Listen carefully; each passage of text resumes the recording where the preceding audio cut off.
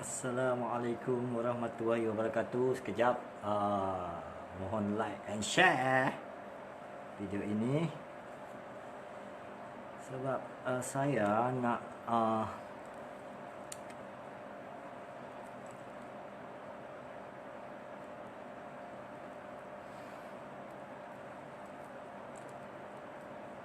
sebab saya nak dah lama tak live satu benda. Jadi hari ni, pagi ni, tadi saya tengahlah tengok TikTok. Saya tengok TikTok, saja buka TikTok, scroll, nak tengok news, nak tengok apa. Sekali saya jumpa satu post lah dekat TikTok.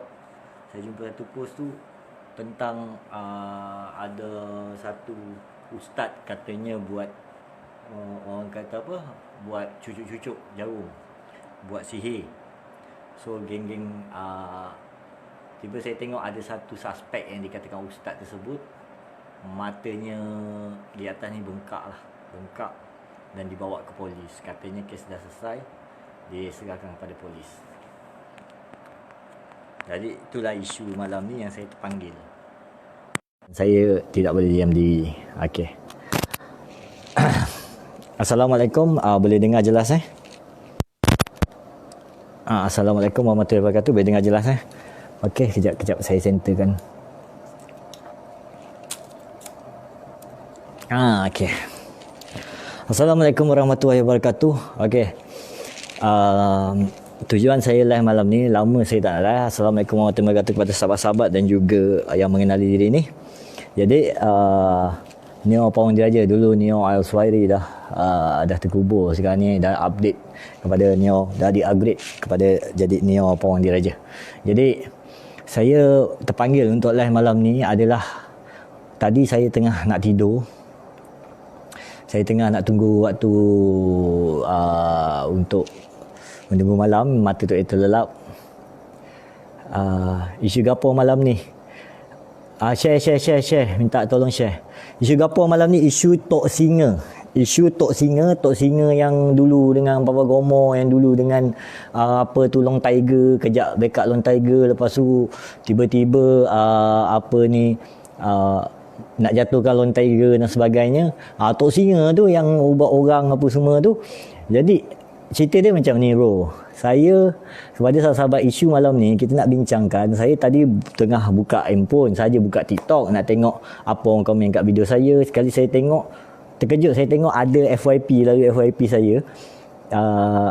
Slide tu terbuka satu story, ada hamba Allah ni post tentang ada satu ustaz yang dipukul, matanya sini ada macam bengkak. Ada macam bengkak dan dibawa ke balai polis dan nak dipukul lagi. Katanya menipu. Jadi bila saya tengok, saya pergilah, saya baca komen apa cerita ni. Lepas tu ada orang kata kalau nak tahu cerita lanjut, pergi dekat Facebook Wi Salamon punya page. Dia ada cerita video-video tentang awal mula kejadian tu berlaku. Jadi saya tengoklah tadi, saya tonton tadi video tu, saya tonton, saya tengok apa sebenarnya yang berlaku ni kan. Saya tengok, rupanya cerita ni macam ni. Yang saya faham lah dengan video yang saya tonton 1 jam lebih tu, anak jangan main sini.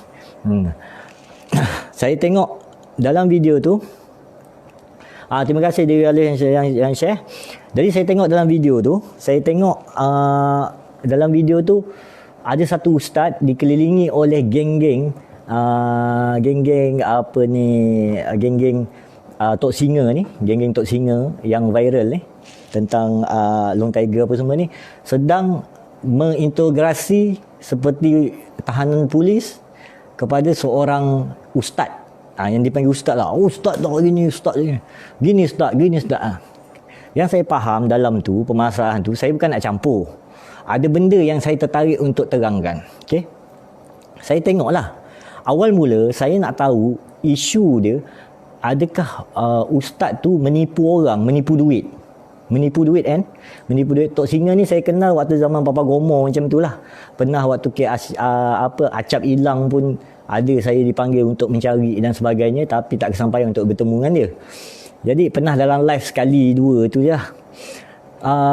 saya mula-mula terpanggil. Tiba saya terkejut tengok Tok Singa ni muncul dengan tim dia daripada KL. Entah macam mana dia menyeberang sampai ke Kelantan. Dipanggil ke Kelantan untuk kes ni lah, kes yang ustaz yang kena tibai ni. Saya nak tahu, jadi benda ni dalam bab perawat, saya tertarik lah sebab saya seorang perawat. Jadi saya tengok apa isu dia sebenarnya. Dia tipu. Bagi saya, anak Kak Ji yang kata kena sihir tu macam ada masalah mental. Sebab saya pun pesakit psikiatrik memang macam tu. Last makan ubat psikiatrik, okey. Okey lah.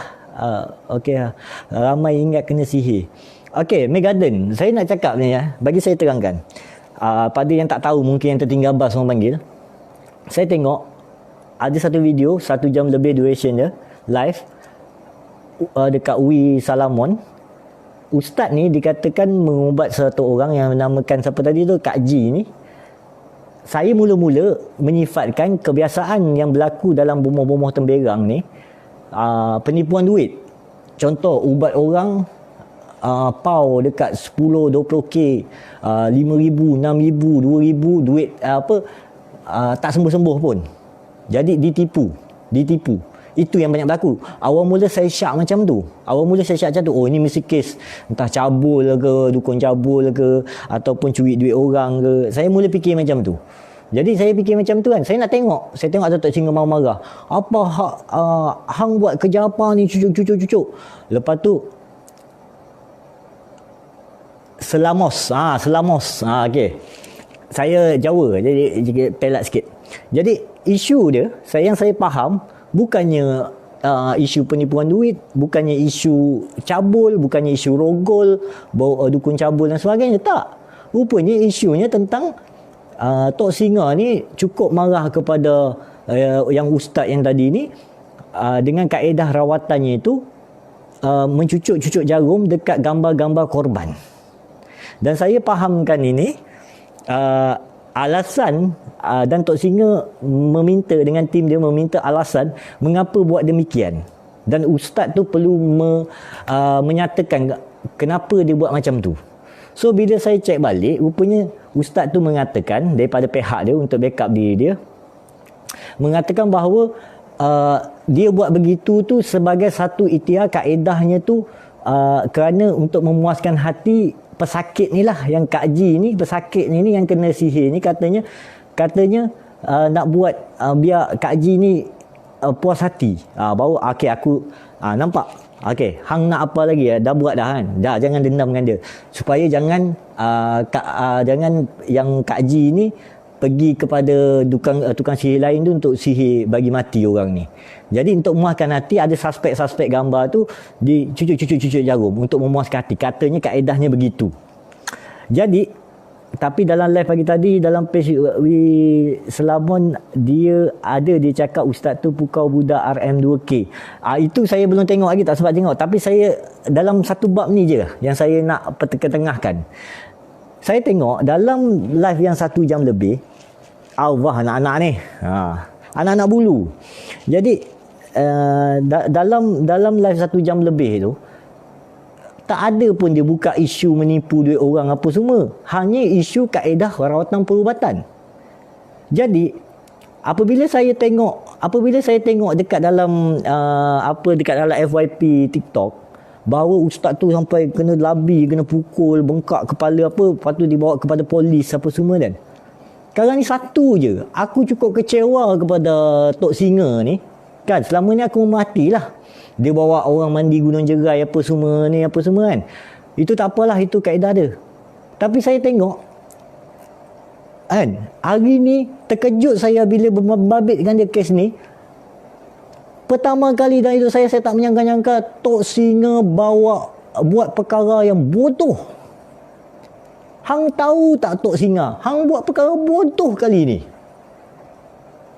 Sebab hang dah pukul dia. Ingat tak ingat tak Yusuf Azmi yang Bangla tipu duit? Itu ada bukti tau. Ada bukti bahawa Bangla tu memang curi duit orang apa semua.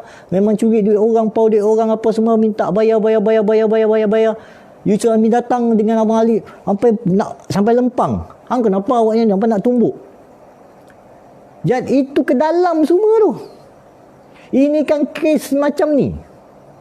Okeylah, katalah macam ni. Apa hak hang Tok Singa nak bantai dia? Apa hak hang? Aku bukan backup dia.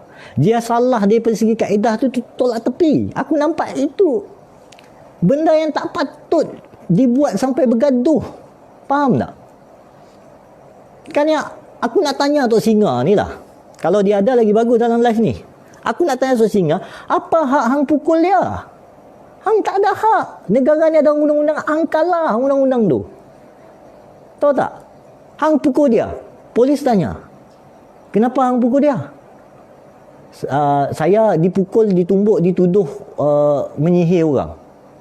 Hang ke dalam, hang tahu tak? Hang buat kerja sia-sia. Tahu tak?